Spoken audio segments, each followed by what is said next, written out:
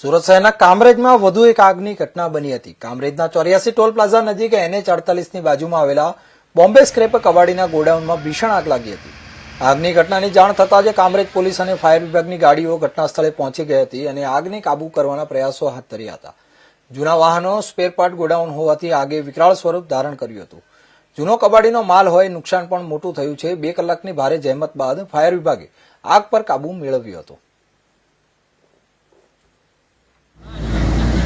મારું નામ सब ऑफिसर विजय टंडन। હું અહીંયાથી કામરેજ ફાયર સ્ટેશન સાથે ફરજ બજાવું છું। શું ઘટના બનેલી છે?